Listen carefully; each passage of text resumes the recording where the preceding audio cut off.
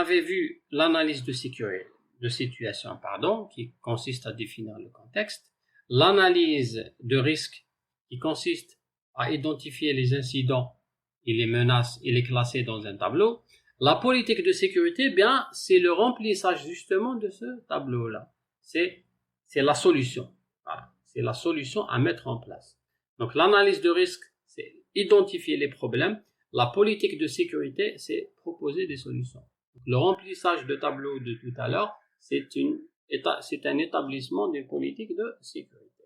Pour explication, donc c'est pourquoi on avait utilisé un tableau pour bien répondre à chaque incident selon son importance, selon sa fréquence, selon son coût, parce que c'est pour proposer une politique de sécurité qui est blindée, qui est solide. Pourquoi? Parce que la sécurité informatique, c'est comme une chaîne. Si vous avez une chaîne qui est très très solide, mais vous avez un maillon faible, là, c'est comme si que vous n'avez rien fait. Imaginez, vous allez dépenser des milliards et des milliards de dollars ou de dinars ou d'euros pour acheter des équipements de sécurité, mais vous avez un administrateur réseau qui est bavard, qui est sur Facebook ou sur Messenger et risque de donner des mots de passe de ces serveurs-là. Il suffit de lui mettre des j'aime sur son profil ou sur ses publis qui va vous donner des informations confidentielles de l'entreprise. Là, ça va être le maillon faible. Donc, si on ne prend pas en considération cet utilisateur, on va l'obliger à ne pas faire ce type d'opération, sinon on va l'attaquer en justice. Donc là, il va y avoir un maillon faible. Vous avez dépensé beaucoup d'argent, mais comme si que vous n'avez rien fait. Donc, c'est comme si que vous avez une porte blindée, très solide, qui est inutile dans un bâtiment si vous avez les fenêtres qui sont ouvertes sur la rue. Okay, il peut y avoir des voleurs qui vont sauter de la fenêtre, alors que vous êtes censé donc protéger avec des portes blindées, etc.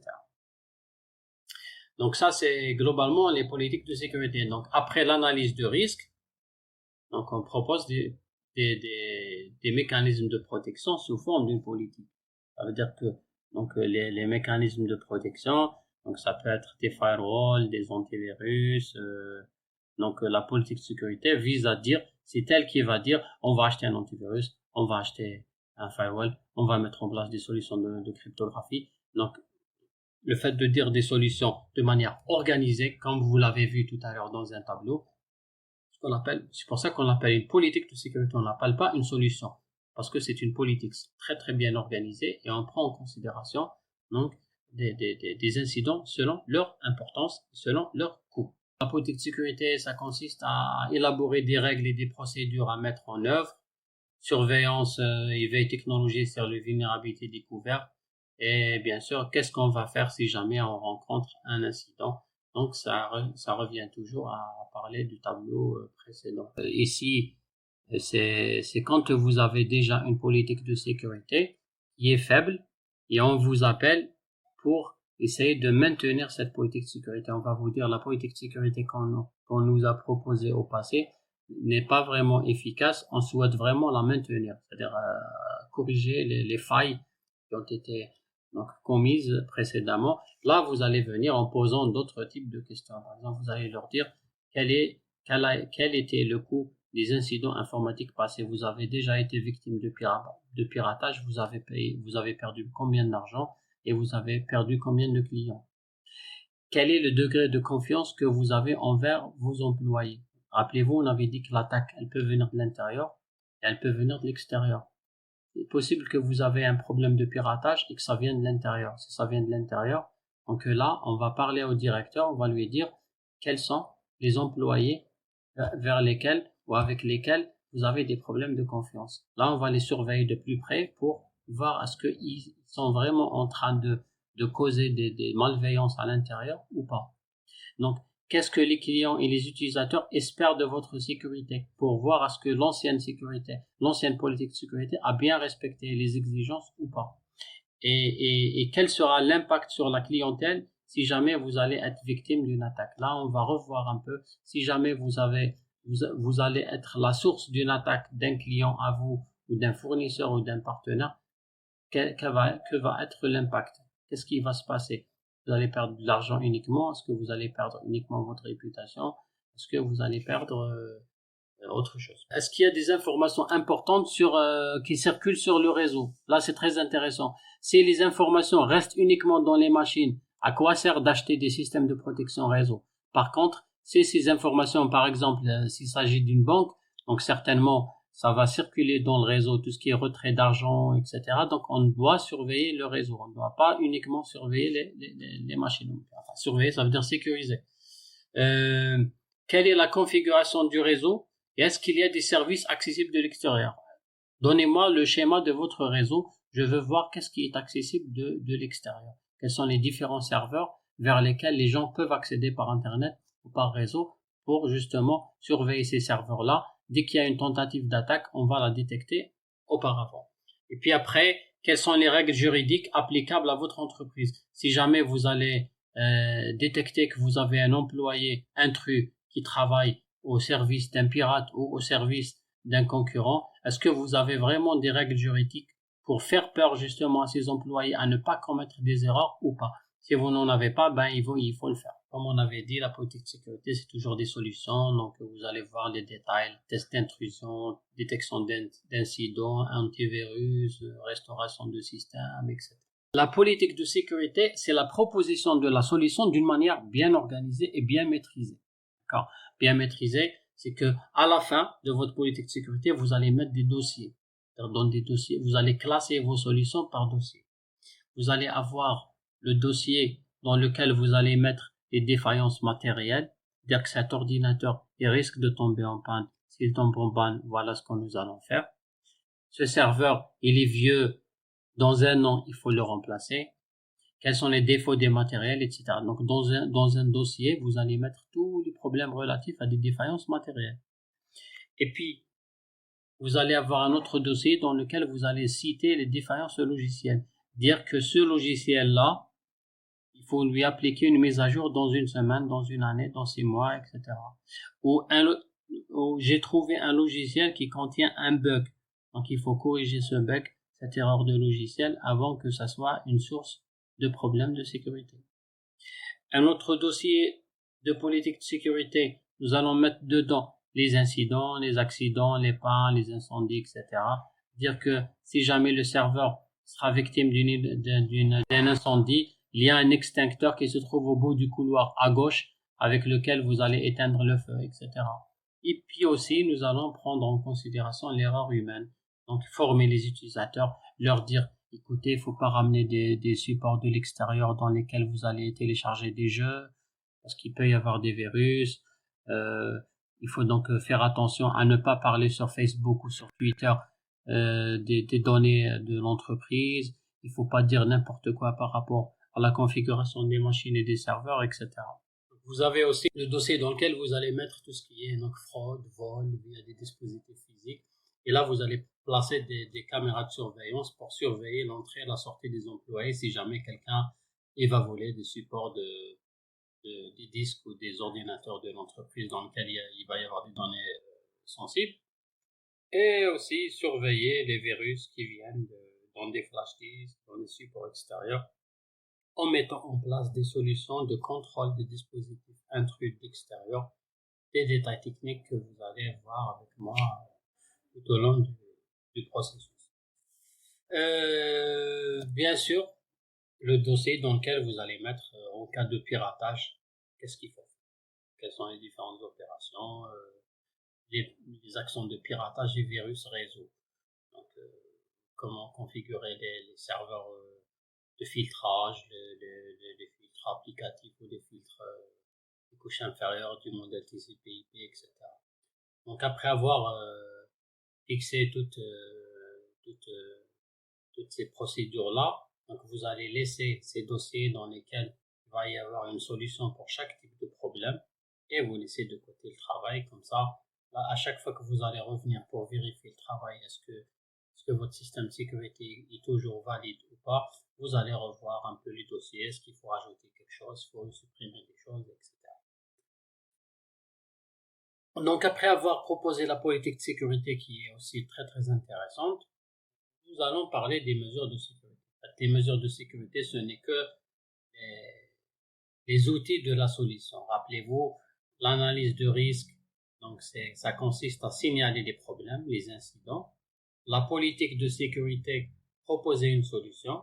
Les éléments de la solution, c'est ce qu'on appelle des mesures de sécurité. Ça veut dire des firewalls, des antivirus, des systèmes de détection d'intrusion. Donc ça peut être des mesures techniques, donc des équipements de sécurité, comme ça peut être organisationnel. Donc mettre en place des procédures de secours, des sorties de secours, des extincteurs, recruter des personnes si jamais vous n'avez pas assez de personnes pour assurer la sécurité, etc. Donc, ces outils-là, c'est pour permettre d'appliquer la sécurité, la politique de sécurité. Donc, pour pouvoir appliquer la solution, il va falloir mettre en place des mesures de sécurité, techniques ou organisationnelles. Vous avez l'implémentation, mais l'implémentation, c'est l'installation de ces mesures. S'il s'agit d'un équipement, vous allez l'installer, d'un logiciel, vous allez l'installer, recrutement, vous allez appeler la personne, faire des entretiens, etc. C'est-à-dire l'application des mesures, c'est l'implémentation. Et à la fin, c'est la validation, ça veut dire que vous allez vérifier est-ce que votre travail a été fait correctement ou pas à travers des audits. Donc l'audit, vous allez devenir pirate de votre propre système et voir est-ce que vous arrivez à pirater votre système ou pas, à faire des scans, des tests d'intrusion, etc. C'est-à-dire valider la solution proposée. À chaque fois, je peux faire marche arrière. Par exemple, si je me rends compte ici que il y a un problème au niveau de, j'ai oublié d'installer un mécanisme de sécurité, ben je reviens ici, je l'installe. Si je me rends compte que j'ai oublié un risque qui n'a pas été identifié, là je vais la rajouter ici et rajouter sa solution et ses mesures et l'implémenter, etc. Donc je peux faire des marches arrière si jamais je me rends compte qu'il y a eu des problèmes quelque part. Voilà donc globalement le schéma que vous allez suivre si vous allez être des spécialistes en sécurité informatique. Donc je rappelle, donc l'analyse de situation consiste à définir un périmètre de sécurité, faire le cercle, dessiner un cercle et dire moi je vais sécuriser à l'intérieur. L'analyse de risque, donc ça consiste à diminuer le risque global, c'est-à-dire identifier les différents risques sur chaque ressource de l'entreprise. Politique de sécurité, c'est de proposer la solution, c'est-à-dire d'écrire de manière de quelle manière le risque sera diminué. Les mesures de sécurité, c'est l'ensemble des mesures techniques et organisationnelles proposées par la solution de sécurité. C'est-à-dire pour appliquer correctement la politique de sécurité, il faut des équipements et des personnes, etc. L'installation ou l'implémentation de ces mesures de sécurité et à la fin, je peux valider ma solution par des scans, des tests d'intrusion, des audits. Voilà donc le processus que va suivre chaque responsable ou spécialiste en sécurité informatique. Avant de clôturer cette première partie, je vais vous parler de quelques défauts de sécurité qu'on retrouve généralement quand on fait des analyses de risque. Il y a des gens des fois qui font des installations de logiciels et matériels par défaut. Quand vous téléchargez par exemple des jeux ou des applications sur Play Store, vous mettez directement accepter sans lire ce qui est mentionné avant. Quand vous installez un logiciel sur ordinateur, vous mettez directement suivant, supprimer. Ben lui, il vous dit vous êtes sûr de vouloir supprimer votre disque dur. D'accord, suivant.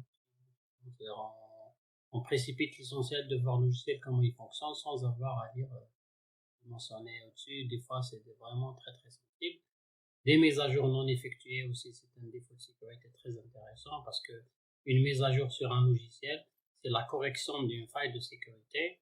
Si jamais vous faites pas de mise à jour, ça veut dire que votre logiciel contient toujours la faille. Des pirates peuvent revenir pénétrer dans votre système à travers ce logiciel, des mots de passe inexistants ou des mots de passe par défaut.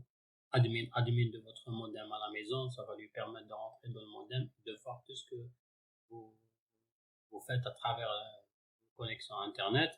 Des services inutiles laissés en libre fonctionnel. Il y a certains services qui sont installés sur vos machines qui ne sont pas intéressants, mais que vous laissez en fonctionnement.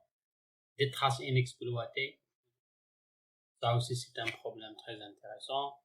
Dans votre réseau, il y a un mélange de données opérationnelles, de systèmes, de jeux, etc. Si on ne sépare pas le travail à part, les jeux à part et les contrôles à part, ça devient aussi vulnérable. Si vous avez une solution de télémaintenance à distance, vous avez des logiciels de réparation de voitures à distance par exemple, et que le contrôle à distance n'est pas fort, là aussi c'est un défaut très très intéressant. Si vous avez des politiques de sécurité périmées, c'est un défaut de sécurité intéressant. Et là aussi, si vous avez une authentification faible, rappelez-vous, authentification, votre mot de passe est faible ou votre code représente votre date de naissance. Par exemple, ça aussi, c'est un système d'authentification faible. Donc, tout ça, c'est des défauts de sécurité que on a à rencontrer quand on fait des analyses de risque sur des entreprises. Donc, nous avons aussi à noter qu'il y a deux types de défauts de sécurité.